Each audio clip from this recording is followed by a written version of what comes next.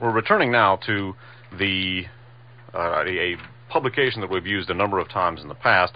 This is Parapolitics. Parapolitics is a newsletter distributed by Jonathan Marshall to investigative reporters and political researchers. Marshall is currently the editorial page editor of the Oakland Tribune, formerly functioning in the same capacity for the San Jose Mercury News. In an essay in Parapolitics number 6, from the issue closing March 31st, 1982, Jonathan Marshall has authored an essay called The Business of Terrorism. And we're going to talk a little bit about the David Ricoeur mob and the collaboration with Klaus Barbie and the apparent extension of at least elements of that particular mob into the cocaine trade. And in turn, we're going to take a look at the cocaine trade's close involvement with U.S. intelligence in the 1980 cocaine coup. Reading now from The Business of Terrorism by Jonathan Marshall in Parapolitics number 6. The French connection, of which Lebanon was such an important part, was shifted to Latin America in the 1960s under the guiding eye of French and Italian fascists and criminals, including, as mentioned above, Tommaso Buscetta. Through Latin America, drugs could be moved with the help of corrupt governments and military administrations into the United States, evading tight customs controls or ports in the northeastern United States, evading tight customs controls on ports in the northeastern United States. The ring was ostensibly headed by Auguste Ricoeur, a former Nazi collaborator who relocated after World War II to Paraguay, where he was assisted by Nazi escapee Klaus Barbie, the Butcher of Lyon, who made his home in Bolivia. One of Ricoeur's closest assistants was Chrétien David, a former leader of the Gaullist strong-arm squad Service d'Action Civique that battled the OAS in Algeria and France in the early 1960s. SAC recruited heavily from the underworld, and David was one of those gangsters whose activities was sanctioned by the French state as long as he didn't overstep the bounds. But he was forced to flee to Latin America when, having been implicated in the political murder of Moroccan leftist Mehdi Ben Barka and in the shooting of a French police lieutenant, his political allies could no longer protect him. In Latin America, however, he kept in touch with his friends in the FOCAR network, and on behalf of local military intelligence agencies, infiltrated the Uruguayan Tupamaros guerrillas and fingered their leadership. Touring around the continent on an Argentine passport, he tried the same tactic in Argentina, Brazil, and Venezuela. But David's real livelihood was crime, in particular trafficking in heroin. He was joined at the apex of the Ricoeur network by a former OAS henchman, Francois Chiappe, who, like David, now put politics aside. David and Chiappe were arrested in 1972 after the United States brought enormous pressure to bear on Latin regimes that harbored the traffickers. Interrupting, of course, we took a look at the hypocrisy in that pressure. That was the great heroin coup analyzed by Henrik Kruger. And, of course, the relationship between the people involved in that, the Nixon White House, the U.S. intelligence apparatus, and the resulting right-wing terror triad, which Kruger calls the Miami conspiracy, we've just covered throughout the bulk of the broadcast. Continuing with Marshall's account, David was eventually extradited from Brazil to the United States, where he remains in prison. Chiappe, however, was mysteriously freed from prison by Argentine authorities just in time for him to take part in a military intelligence-sponsored massacre of left-wing Peronists at Azizia Airport in June of 1973.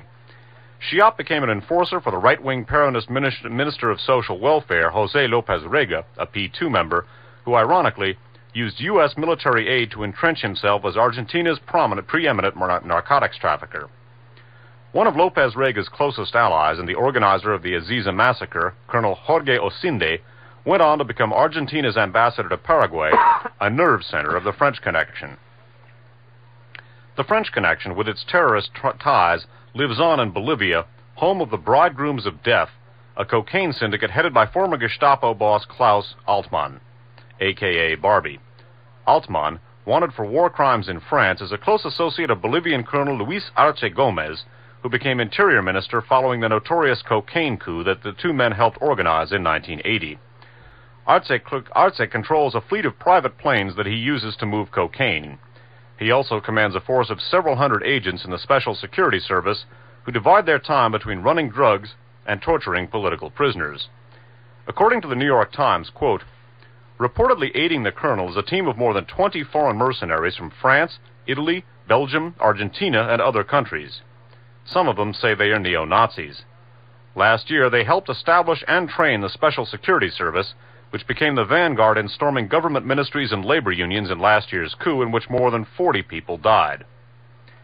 That, from the New York Times of August 3rd, 1981, that's why it talks about last year. One Special Security Service trainer is former SS Commandant Albert von Ingelom, who served 20 years on a Nuremberg conviction. Other German Nazis from Altmann's contingent, 8 of them altogether, were arrested by Brazilian police for bringing 6 pounds of cocaine across the border. Also in their possession were a pair of machine guns and a pile of Nazi propaganda. So, the extension of at least elements of the Recor mob, notably Klaus Barbie, a.k.a. Klaus Altmann, is worth noting here. We're going to take a look at the cocaine coup touched upon here by Jonathan Marshall in this essay. We're going to take a look at that coup, the role of Stefano Della Chiai in the Bridegrooms of Death, connections between that coup and the World Anti-Communist League, mentioned by Henrik Kruger, and the last thing we're going to take a look at is the role of U.S. intelligence in that coup. Okay, we're going to read now from a book called The Nazi Legacy. The subtitle is Klaus Barbie and the International Fascist Connection. It's copyright 1984 by Holt, Reinhardt, and Winston. It's written by 3 authors: Magnus Linklater, Linklater, Isabel Hilton, and Neil Asherson, Asherson. The Nazi Legacy. I'm going to read a little bit more about Klaus Barbie and how the Bolivian Coca Fascista connection was set up. Dividing his time between Santa Cruz, his elegant house in Cochabamba, and his apartment in the Edificio Jazmín on Calle 20 Octubre in La Paz, Barbie shared his views about the coup with a small group of neo-fascists whom he met regularly. To them, he would explain that their plan should be seen in a far broader context than just Bolivia. It was, after all, part of the battle against communism, he said, a battle which should have been fought 40 years earlier in Europe, but was now more important than ever. For the fiancés of death in Santa Cruz, the preparations for the coup, according to a former member of the gang, came with a visit from Barbie. Quote, "One day Klaus Altmann came to see us." That, of course, was Barbie's pseudonym when he was first in Latin America. "One day Klaus Altmann came to see us. Quote, 'The moment has come,' he said. 'We have to overthrow this government before Bolivia becomes another Cuba. With the other foreign comrades, we are getting together a security service. You have to cooperate. But first, you must be tested.' We began to follow the union demonstrations, to keep files on the opposition, to threaten and punish subversives. We worked well. We even had a private prison for the torture, which we left, however, to the Bolivians." Their political advisor was Barbie's lawyer, Adolfo Ustares, who used to address the gang with the words, quote, "We must kill all the communists," to which the group's commander would reply, quote, "Count on us, we are ready for everything." In La Paz, Barbie kept in touch with developments through a new friend, Emilio Carbone, Carbone, an Italian neo-fascist in his 30s who had left Italy rather suddenly in 1970. After a period in Spain, Carbone had arrived in Bolivia, where he started publication of a fascist magazine, which he also sent back to his old contacts in Europe. His connections with senior military officers in Bolivia were impressively close. Through the young Italian, Barbie began to learn more about the neo-fascist groups in Europe, their links with South America, and their somewhat tortuous ideology. The two would meet regularly in the Café La Paz, together with other contacts. Both men had realized that if the planned coup was to succeed, they would need expert help. Arce Gomez had expressed the view that they needed someone ruthless. Quote, "Bolivians are not hard enough," he said. In late 1979, Carbone was able to announce that help was on its way. Quote, "Two Italian friends," he said, "are in Central America. They will be here in a few days." Within a week, they had both arrived in La Paz. A young man calling himself Mario Bononi, and a somewhat older man, very small in stature, with a pointed goatee beard, who said he was Alfredo Modugno. Bononi, it emerged, was a 25-year-old neo-fascist whose real name was Pierluigi Pagliai, and Modugno was Stefano Della Chiai. Continuing with the Nazi legacy. There was little doubt that the two Italians were a valuable addition to the team. Both knew Latin America well, and they knew the right people. Dela Quiai's contacts dated back to Spain and his work with Lopez Rega of Argentina's AAA death squads. From 1976, he had helped DINA, the Chilean secret police, to locate and neutralize, unquote, Chilean exiles, and here, too, had gone into the news agency, unquote, business with a DINA-financed outfit called AIP, along similar lines to Guérin Sarac's Agenter Presse. By mid-1977, he was so well established inside the Chilean security apparatus that he claims to have persuaded many DINA officers to wear the Ordine Nuevo insignia, the double-headed axe and its SS-inspired motto, "Our honor is our loyalty." In 1978, however, Dela Quiai had to move somewhat rapidly to Argentina. A scandal had broken in Chile following the murder in Washington of Orlando Letelier, former ambassador of President Allende to Chile. It emerged that the murder was the work of American-born DINA agent Michael Townley, a close friend of Dela Quiai, carried out on the orders of Manuel Contreras, head of DINA and Dela Quiai's protector. As Contreras' position weakened, Dela Quiai slipped quietly out of the country. He took with him the 25-year-old Italian neo-fascist Pierluigi Pagliai, who, like him, had fled from Italy after a right-wing terrorist attack. Argentina was a natural choice as their next base. The military dictatorship which had seized power in 1976 offered Dela Quiai in particular similar opportunities to those he had enjoyed in Chile, and he already had friends in Buenos Aires. But even so, it was not easy to gain a foothold. When they first arrived in February of 1978, said one right-wing activist from that time, they didn't know many people. They asked me to help them make contacts in military intelligence, unquote. A few introductions followed, but progress was slow. This was frustrating, for Dela Quiai had ambitious plans. He dreamed of making Buenos Aires a neo-fascist center with its military regime a model to be applied throughout Latin America. At the beginning of 1979, he began to travel visiting other right-wing regimes on a journey which took him first to Paraguay, then to the troubled region of Central America, already a potential gold mine for those offering, quote, security services, unquote. It is here that the threads of Dela Quiai's past begin to be drawn together with those of the violent present. For there is strong evidence that the lessons he had learnt in Spain and Italy, and which had been reinforced in Chile, were to be applied practically in Central America. The next step would be Bolivia. In El Salvador, the aspiring nationalist politician Major Roberto D'Abuisson listened enthusiastically to Dela Quiai's account of the men and expertise he could provide. He invited him to contribute his views on how the Salvadorian army should cope with guerrillas and subversives, and Dela Quiai responded with a paper written in his inimitable leaden style. The document, signed with Dela Quiai's code name Alpha, was included in a June 1980 analysis of the Salvadorian military from their private files of a group working closely with D'Abuisson. It is clear, on reading it, that Dela Quiai's views had not changed. The battle should still, he argued, be fought outside the normal conventions. And then they quote from the document, "The military operations of the armed forces now are more effective, and they are attacking the neurological points of the enemy, destroying important sections of their organizational structure. Finally, the Salvadorian army is making battle outside the framework of conventional war." Continuing. Dela Quiai returned, full of enthusiasm, from El Salvador to Buenos Aires, where he gradually convinced the Argentine military that he really did have something to offer. His most obvious asset was his ability, through his European network, to monitor the activities of exiled opponents of the Argentine regime in Spain, France, and Italy. He and Pagliai began traveling to Europe in pursuit of their duties. They held Argentine passports and were paid by the Argentine military in dollars. Soon they were performing a similar service in Nicaragua and El Salvador, transmitting information back to Buenos Aires on left-wing exiles and passing on arms, equipment, and finally men for the Salvadorian death squads. Dela Quiai was an efficient recruiter of European labor. He telephoned his unemployed friends in France, Germany, Italy, and Spain and negotiated trial contracts which rarely paid less than $1,500 a month.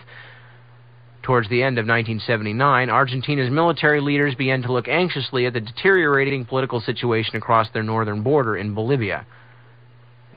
Argentina was just emerging from its devastating internal, quote, dirty war in which up to 30,000 people had disappeared. And the military leadership was deeply concerned about Bolivia's trend to the left, a trend which could easily cross the border and refuel resistance to the military in Argentina. An Argentine intelligence officer, Major Hugo Raúl Miore Pereira, whom Dela Chiai had gotten to know well during his time in Central America, was appointed by the military high command in Buenos Aires to maintain close liaison with right-wing Bolivian officers. It was in Miore's fashionable apartment on the Avenue Libertador, It was in Miore's fashionable apartment on the Avenue Libertador in Buenos Aires that Dela Chiai first came into contact with a series of prominent Bolivians, including General Hugo Banzer. As a result of those meetings in late 1979, Dela Chiai and Pagliai, traveling in the disguise of the Argentine officers Moduño and Bononi, moved discreetly to Bolivia via Central America. They had come to offer their support in mounting the military coup, which Klaus Barbie and his friends were by now actively preparing. The arrival of Dela Chiai in Bolivia marked the beginning of a new and ruthless phase in the run-up to the coup. Dela Chiai was now 44, his enthusiasm for the cause undimmed by as many setbacks. He saw the Bolivian crisis as an essential part of a right-wing movement which he hoped would roll back communism and left-wing governments everywhere in South America. Quoting Dela Chiai, "I decided that I had to contribute to the creation of an international revolutionary movement," he told a Spanish magazine interviewer in early 1983. "I was thinking then, as I think now, that it is not possible to carry forward revolutionary action in one country without a global vision of political events and a common strategy. So when the proposal of a national revolution presented itself in Bolivia, we were there, collaborating with our Bolivian comrades. We were neither torturers nor drug terrorists, but political militants." I would interject, take that last statement with a monstrous dose of salt. Also bear in mind this global vision of, quote, revolution that he talks about with Kruger's analysis of the Internacional Fascista, of which Dela Chiai was a key part. Despite this continuing here with the Nazi legacy, despite this high-sounding language, Dela Chiai was there to do an essentially practical job. Arce Gomez placed him in Department 2 to work alongside Klaus Barbie. Barbie was 67, hardened, and cynical. For him, the coup would be primarily an act of self-preservation, though he could argue the case against communism with the best of them. But he admired Dela Chiai's inflexible approach. It struck a deep chord in his old SS heart. It was not the first time the two men had met. Alvaro de Castro, Barbie's shadow and bodyguard, recalled a trip Dela Chiai made to Bolivia in 1978. Quote, "He came to Bolivia from Argentina with Pagliai," he said. "I met them with some others to discuss the possibility of publishing a magazine in La Paz." The two Italians held long discussions with Barbie and de Castro. The bond then struck between them was to last. Quote, "They were good people," said de Castro disingenuously. "We liked them," unquote. What Barbie was able to offer to Dela Chiai when he arrived in November of 1979 was unrivaled local knowledge. He could explain the intricacies of Bolivian politics, the strengths and weaknesses of the security apparatus, and the importance of the drug mafia. Dela Chiai was impressed to find that the kind of paramilitary squad he had always used himself was already in existence, organized by Barbie. He set about organizing his own to supplement it. The hit squad assembled by Dela Chiai in Bolivia, like the Fiancés of Death, was an unsavory collection of neo-fascist mercenaries. In Dela Chiai's case, however, they were mostly Argentines and Italians. He called them, with a characteristic touch of melodrama, the Phoenix Commando. The reality scarcely matched the hyperbole. Among the civilians, Mario Mingola was a fairly standard case. An Argentine who had tried at one time or another every religion, from training for the Catholic priesthood to joining the South Korean-based cult of the Moonies, interspersed with clandestine operations in Central America, Mingola had finally opted for neo-fascism in Bolivia. By the way, it's rather interesting that Mingola, this particular man they're talking about, happened to have joined the Moonies, as we will talk about a little later. Mingola had finally opted for neo-fascism in Bolivia. Quote, "We identified 16 international terrorists in Bolivia at this time," unquote, said a U.S. intelligence official. Most of them had been brought in via Argentina. The presence of these bizarre foreigners did not go entirely unnoticed in La Paz. José Fajardo, an eccentric Uruguayan bookseller living in the Bolivian capital, was sufficiently alarmed to attempt to infiltrate the group around Klaus Barbie in order to find out more about them. He then made strenuous efforts to warn both the Bolivian press and trade unions about them. Quote, "But they thought it was all too fantastic," he said, "and they never listened. I tried to get messages to Europe through visiting tourists, but it was like putting messages in a bottle." Fajardo described the relationship between the very different members of the group. Barbie was the moral authority, a sort of oracle and ideological director. He gave them advice and contacts, and he helped them organize their false documents. He was always careful not to be in the forefront of the action. Carbone was important for the international connections. He was a coward, though. They once gave him a rifle to hold, and he could hardly stop trembling. Della Chiai was the other ideological guide and a great organizer. He was a poor physical specimen, but very brave. His lieutenant, Pagliai, was a real man of action. Bolivia, according to Fajardo, was attracted to the group for several reasons. Quote, "They had tremendous contempt for the Bolivians themselves, for racial reasons. They regarded them as something akin to the missing link, and they certainly didn't think they could build a race of supermen here. But it gave them a refuge when they were on the run. They could count on the corruption of the military officers. It was easy to get papers and easy to influence the fascists in the military." In a bizarre echo of Che Guevara's analysis, they also saw Bolivia as a strategic location. If they did not stop communism there, they argued, it would spread throughout the continent. The Argentine military dictatorship provided essential backup, supplementing the Bolivian credentials supplied by Barbie with Argentine army papers. They also increased their military mission in La Paz to 70, including in their number several notorious veterans of Argentina's dirty war. As Bolivia limped from crisis to crisis in the early months of 1980, Della Chiai and Barbie worked intensively together. Over the next few months, the two men, holding regular discussions with Garcia Meza, Arce Gomez, and their military cronies, put together the essential ingredients for a military coup that would serve their common purpose, the restoration of a dictatorship in the fascist mold. A new element of terror was proposed by Della Chiai as part of the buildup. It was one he had learned in Argentina. Key opposition figures must be picked off early. They should either be murdered or kidnapped, always using unmarked vehicles. To avoid the hostility against a new regime that actions like this might attract, the work should be done not by uniformed soldiers, but by unofficial, unquote, elements, hooded paramilitary gangs. The Bolivians were not entirely convinced about this. There were diverging views about the form and degree of repression both before and after the coup, said a former associate of Della Chiai. Della Chiai argued that the enemy had to be completely beheaded, which meant the elimination of Hernan Siles Zuazo, Juan Lequin, the trade union leader, and the rest of the leaders of the political opposition. The Bolivians, on the whole, hoped for a less drastic solution. Della Chiai seems to have won at least some of the arguments. In February 1980, the office of the left-wing newspaper Aquí, a persistent critic of the involvement of prominent Bolivians in the cocaine trade, was destroyed by a bomb. In March, its editor, Luis Espinal, a Jesuit priest, was kidnapped and tortured to death by a paramilitary squad, acting, it emerged later, under orders from Department 2. As rumors of coup preparation circulated, there were conciliatory gestures from the Commander-in-Chief of the Armed Forces, General Reyes, towards the powerful trade union organization COB. They signed a pact to respect each other, unquote, and to back the elections planned for June. But by May, there were ominous signs of dissent. Garcia Meza, who had been promoted head of the army, described the pact, unquote, with COB as no more than a dialogue, unquote. By June, the atmosphere was electric. On June 2nd, Siles Zuazo's vice presidential candidate narrowly escaped death when the aircraft on which he was traveling was sabotaged. 4 leaders of the coalition group he represented died in the crash. The plane, it transpired, had been hired from a company owned by Arce Gomez. We're going to take a break at this point and play a little more music.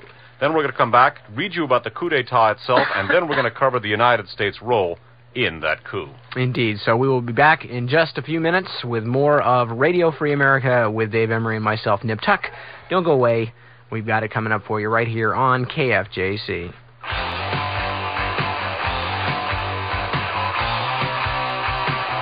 And with that, we return. This is Nip Tuck with Dave Emory in the studios at KFJC.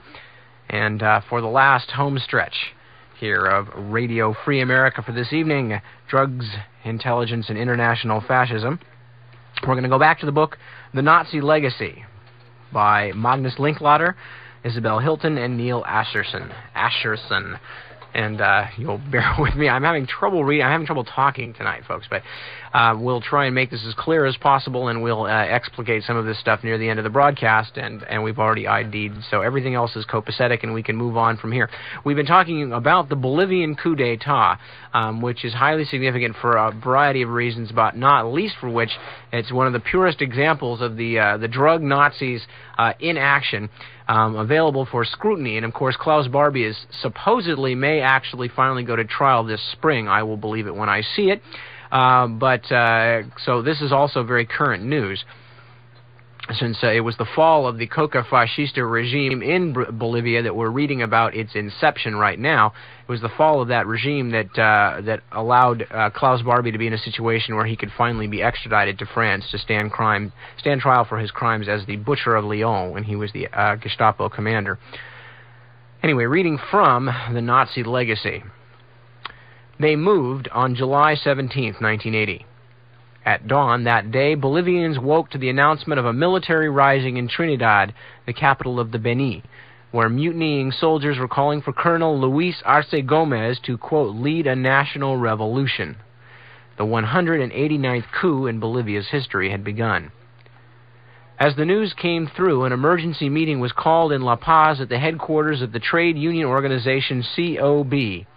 Key members of the Committee for the Defense of Democracy assembled, along with trade union and human rights leaders, among them Marcelo Quiroga Santa Cruz, a primary target for the coup leaders. What happened next was a grim demonstration of Delaquiai's strategy. He was later to boast that the bloody events at the COB headquarters that day were not only supervised by him, but that he took part himself in the killing.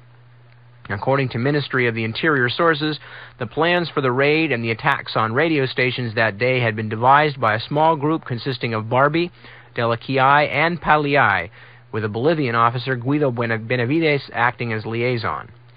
Those plans had been directed from Department 2 of the Army, but Delaquiai was later to boast that he took a personal hand in the COB raid. At 10:30 a.m., news reached the COB meeting that the main square in Santa Cruz had been taken by the rebels and that military units in Cochabamba had joined the coup. Quiroga quickly proposed a general strike, a proposition unanimously accepted. As the strike call was being drafted for immediate release to the radio stations, the sound of automatic fire outside interrupted the debate. Inside the COB building, it was at first assumed that the firing was meant simply to intimidate. But this coup was different. As the windows began to shatter, the members realized they were under attack. Noel Vasquez, an official of the COB, remembers what happened then. Quote, "We all hit the floor. Moments later, they burst in, hooded civilians with automatic weapons. They were very ferocious. They ordered us outside.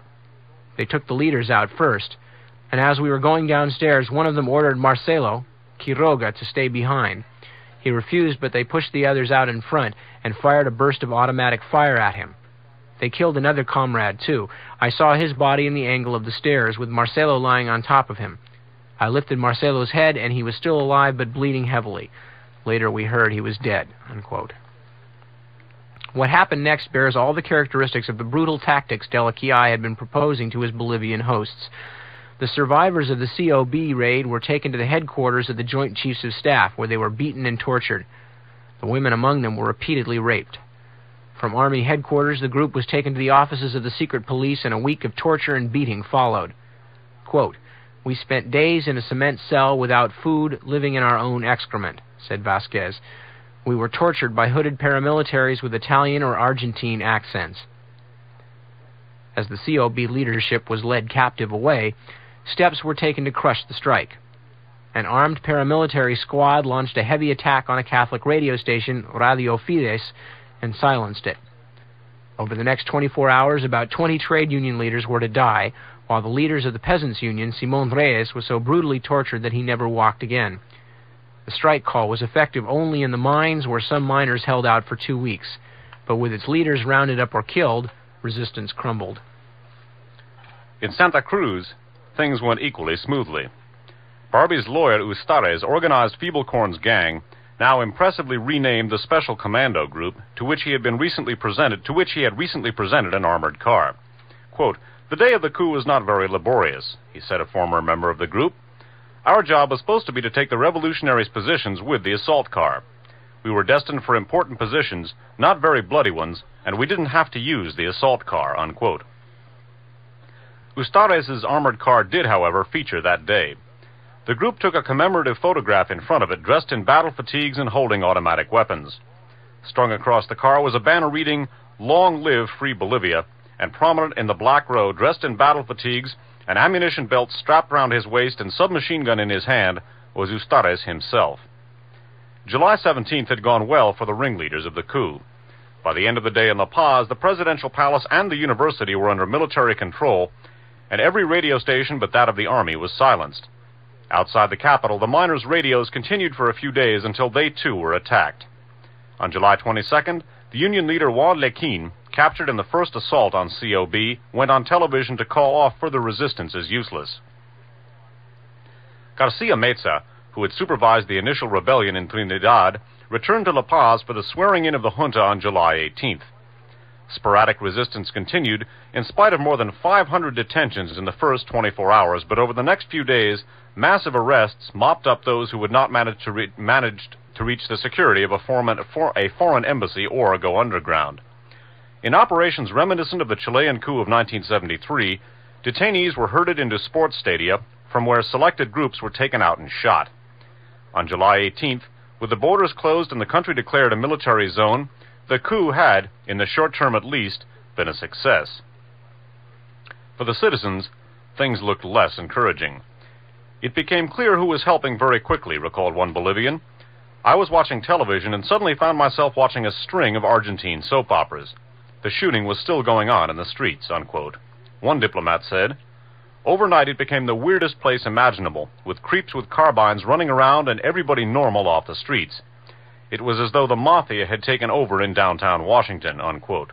I would interject, that's a lot closer to the truth, perhaps, than he may have guessed at the time. Continuing with the account in the Nazi legacy. "The famous Argentine technique of making people disappear into innocent-looking vehicles was much in evidence. For a while," said a young Bolivian student, "every time you saw an ambulance, you ran like hell." The exact number who disappeared is unknown, but one estimate put the dead by mid-August at 500 and the wounded at 2,000. With Garcia Meza installed as president, Arce Gomez became Minister of the Interior and ran the country's security machine. A law of national security was introduced, giving him swinging powers, and he set an unmistakable stamp on the new regime when he announced, quote, "All those who violate the law will have to walk around with their last will and testament under their arm," unquote.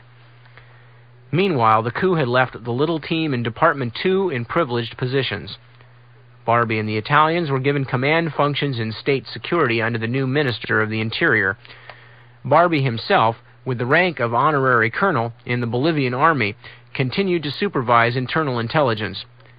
Alvaro de Castro was suddenly to be seen at the airport, monitoring the arrival and departure of interesting foreigners. Mario Mingola became an advisor to Department 2 in psychological operations. From his room in the Sheraton, he would indulge his taste for disguise, his passion being to infiltrate potential resistance and report on dissent. Paliai worked directly under Barbie, specializing in disinformation. Skipping down. Delakiai was assigned the task of winning back some international support. He was quick to show off his new credentials. On September 2nd, he traveled to Buenos Aires for the opening of the 4th Congress of the Latin American Anti-Communist League, accompanied by Garcia Meza's personal delegate. There he arranged several meetings at the Hotel Plaza between Major Dabuison of El Salvador and senior Bolivians, at which Dabuison sought and obtained their help in sending weapons and money to his, quote, anti-guerrilla forces. Dabuison was impressed by the advice he received from Delakiai and his comrades. Quote, "They are professionals," said one Salvadorian who went to Buenos Aires with him. "They can teach the Guardia Nacional how to do things." In October, Delaquiai was given an advance of $50,000 with which he traveled to Lausanne in Switzerland to set up the Europe-Bolivia Association, followed later by branches in Paris, Rome, and Madrid. Back in Bolivia, the death squads were in operation, and there was a more or less permanent curfew in La Paz. Barbie, Delaquiai, Paliai, De Castro, and the rest of their associates carried special credentials from the Ministry of the Interior, which permitted them to operate after the curfew hours. If an overzealous Bolivian patrol made a mistake, they quickly paid for it. José Fajardo remembered one such incident when Paliai's brother-in-law was arrested by a Bolivian patrol after curfew hours. He instructed the patrol to drive to the house of the Argentine military attaché, where Paliai himself came out with a pistol in both hands, and an Argentine behind him with a submachine gun. "Stinking Indians, Bolivian scum," he screamed at them in the authentic tones of the fascist. "How dare you arrest my brother-in-law?" The Bolivians melted away. But there was more than just privileges to enjoy. There was big money.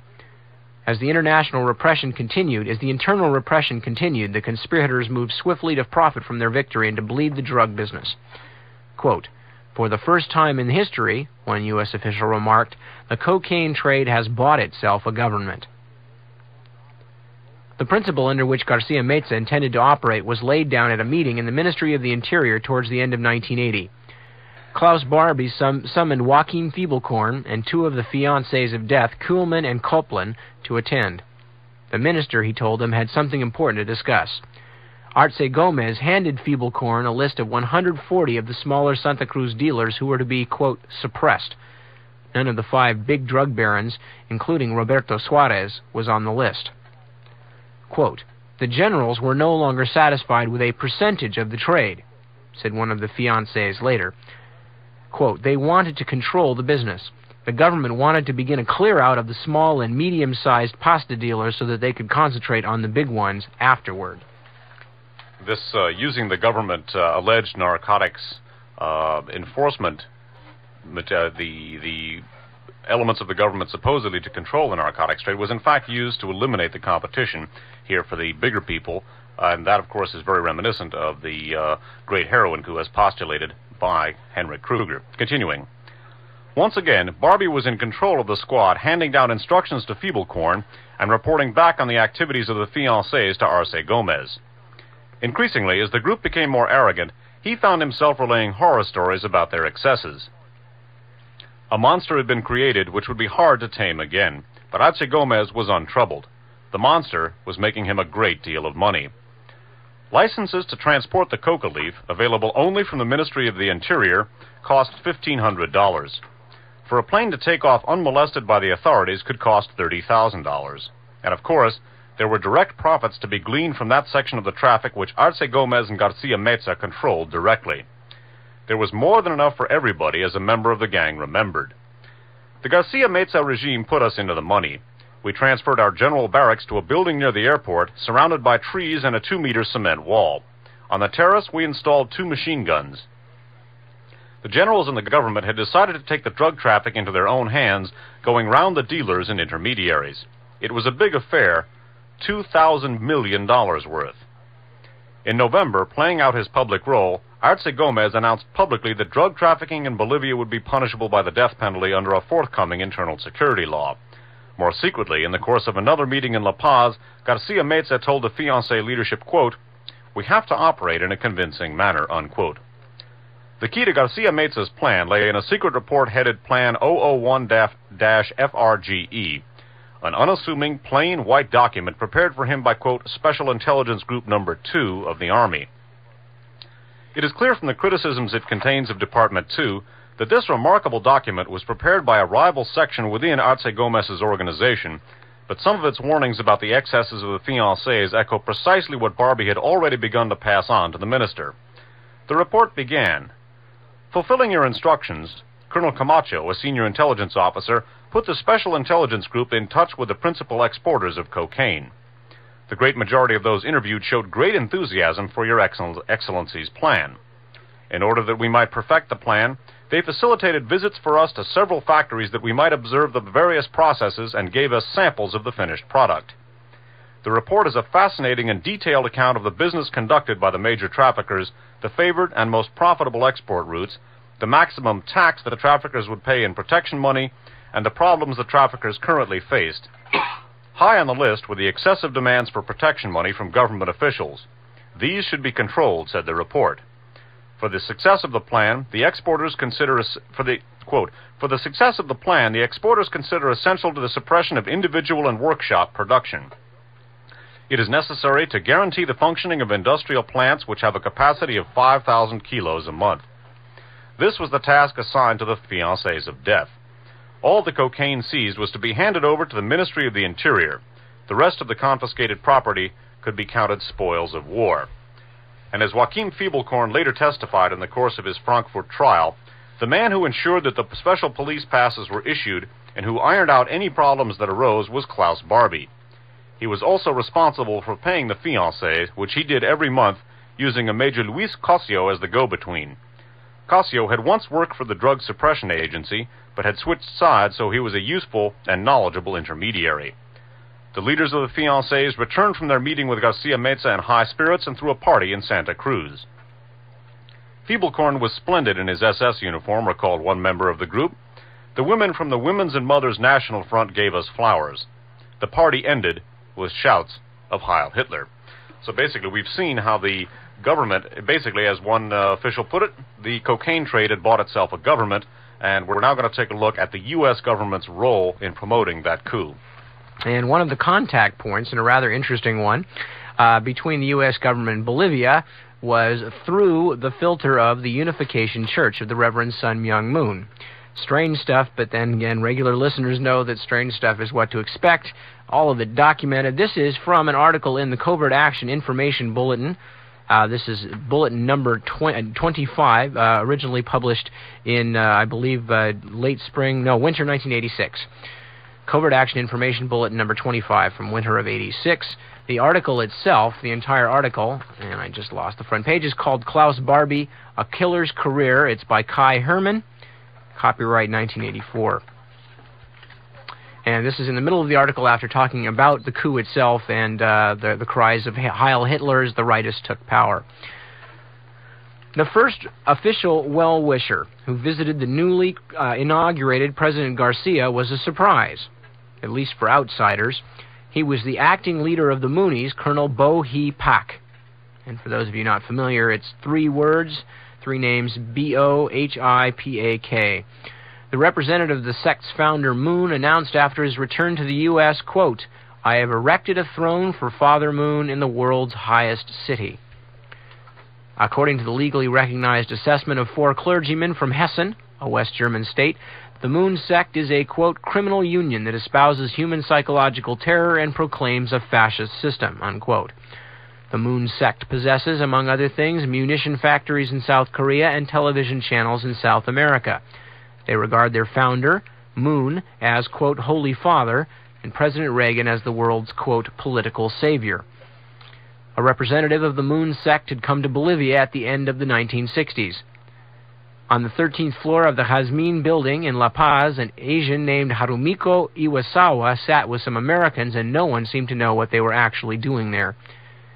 It was not until 1983 that the Bolivian Ministry of the Interior and Bolivian journalists determined that the gentlemen from the Moon sect, as well as others, had invested about $4 million into the preparation of the coup.